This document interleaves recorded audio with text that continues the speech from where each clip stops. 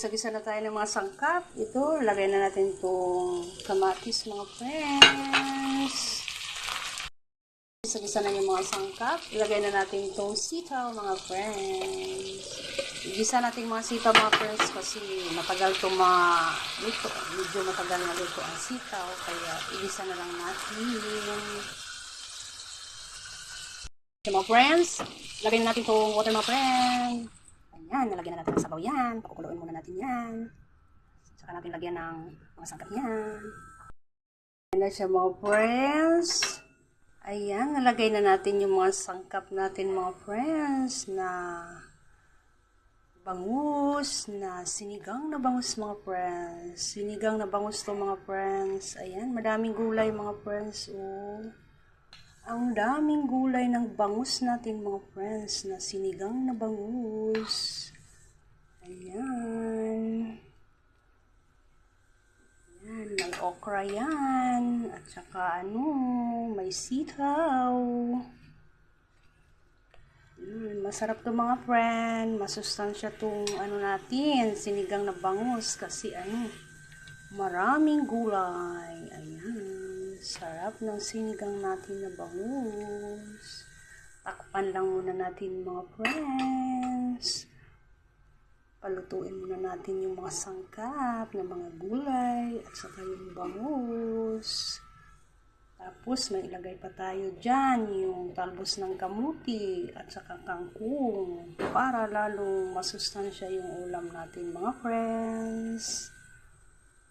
Yan, takpan lang muna natin yan para maluto.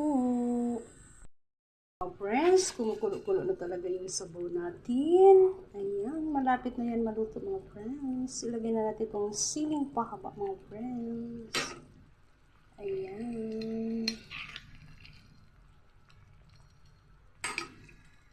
Siling pahaba. Lagyan natin na yung konting paminta mga friends. Ayan siya. Sarap ng sabaw na ito mga friends. Kumukulo-kulo na talaga. Ilagay na rin natin itong kangkong mga friends. Ayan, daming gulay natin mga friends. Napakasustansya talaga itong luto natin na sinigang na bangus.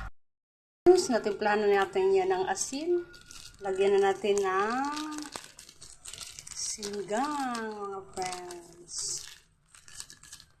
Lagyan na natin ng sinigang para maasim-asim yung sabaw natin. Sinigang na bangus kasi ito mga friends. Kaya lagyan natin ng sinigang na bangus. Ilagay na natin yung sinigang mga friends. Ayan. Natimplahan ko na to mga friends. Nalagyan ko na ng asin.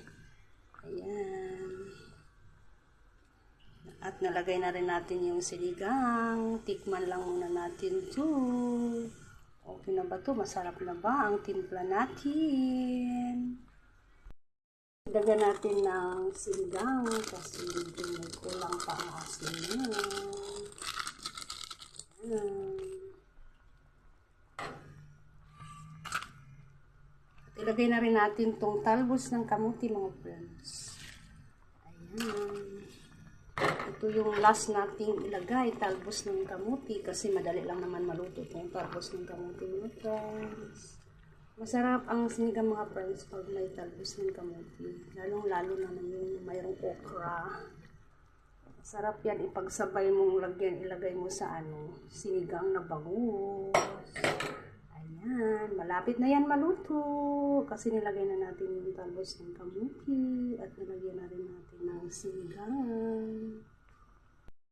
Ayan na siya mga friends, luto na yung sinigang natin na bangus mga friends. Yan na, sarap ng sabaw, kompleto sa gulay mga friends, napakadaming gulay at napaka-healthy nitong sinigang na bangus natin mga friends. Ayan na. Okay. Thank you for watching. God bless all.